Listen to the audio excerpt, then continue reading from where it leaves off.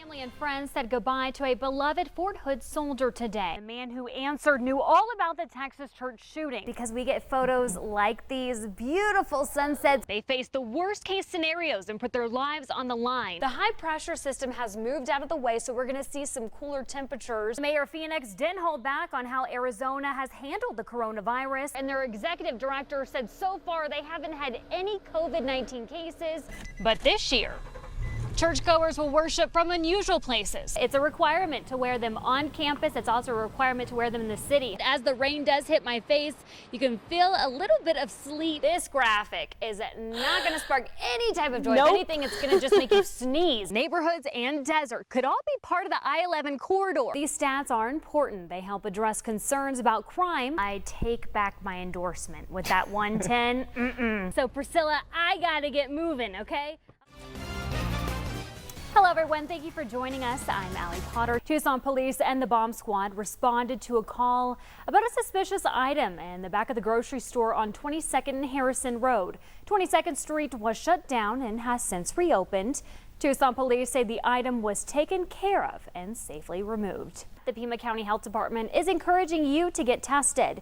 You can go to 3 different testing sites: Keno Event Center, Udall Center, and Flowing Wells Allie Town Center. Let's take a look at some of that data, shall we? 933 new cases were reported today, 69 new deaths, which is higher than yesterday. A total of 4,492 people have died in Arizona. A Tucson group is not happy with the mayor. Just so you know, it has nothing to do with the grant that you just heard about, but rather law enforcement. They rallied outside the Arizona State Prison in Tucson today with a message.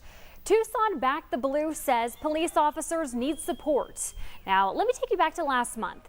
A man applied for a permit to paint a thin blue line in front of the Tucson Police Department. That request was denied. The mayor says he has ties to white supremacist ideology. Tucson Back the Blue says they're going to apply for a new permit. Today, we reached out to the mayor for comment, and she says the decision is out of her hands. This is something the city attorney has decided. And the mayor goes on to say that goes for anything, no matter what the message is. Parents, let's just talk. How are you doing? You know, homeschooling can be a really tough thing to do during this pandemic. The 9th Annual Kids Expo and Back to School event is stepping in to help those with school supplies. Thousands of kids drove away with them. Now, usually the event is actually inside the Keno Sports Complex, but this year it was a drive-through. Demonstrators held a protest outside the Postmaster General's home today in Washington, D.C. The group is called Shut Down D.C. They organized a protest. They say leadership at the Postal Service is destructive. The November presidential election is just around the corner, and mail-in ballots can play a major role. They say the general is destroying the Postal Service and contributing to voter suppression. And if you're mailing a package at the post office, well, get ready to pay more. The United States Postal Service says its temporary price hike from October 18th to December 27th of this year. And that's all because the demand for online items are so high.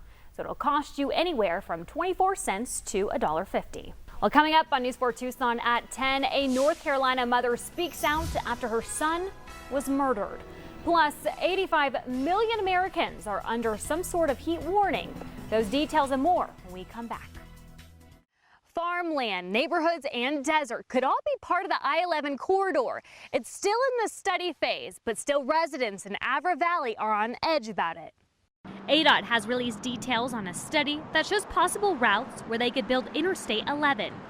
The study will help figure out evaluations, timelines, and corridor reports of the future interstate.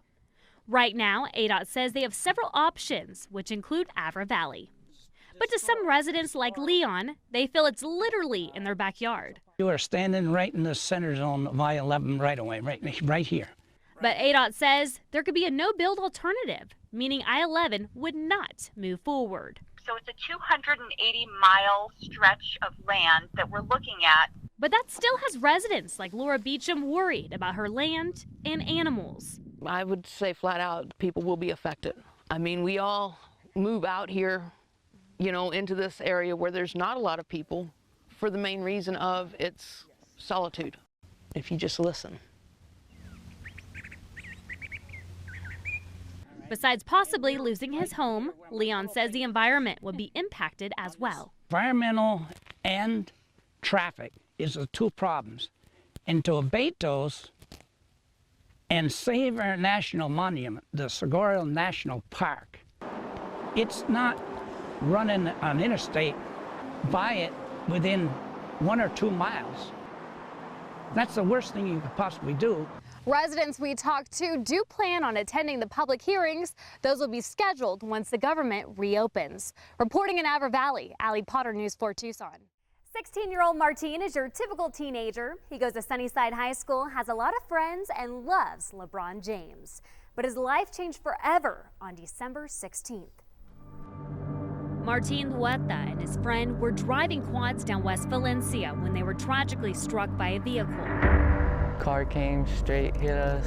It was a big accident, really rough, a lot of injuries. Just by chance, Chance Barnes was a few cars back and jumped in to help.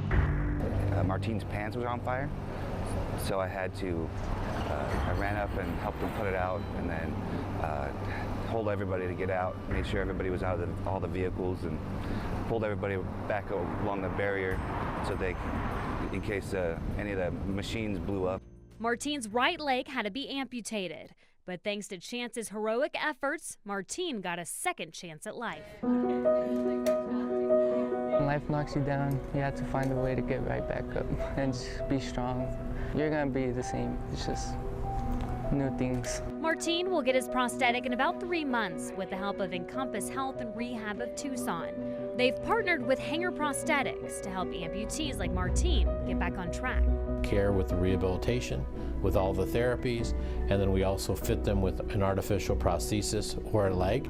The fact that he's young and everything that he's gone through, even though pretty devastating, I think is fairly bright. He's very motivated, he's come a long way, and he's very excited to keep going. Martin says he finds strength through support from his friends and family. He hopes to use his story to help other amputees. And since their chance encounter, Chance and Martin have stayed in touch and are planning to get together soon. Allie Potter, News 4 Tucson.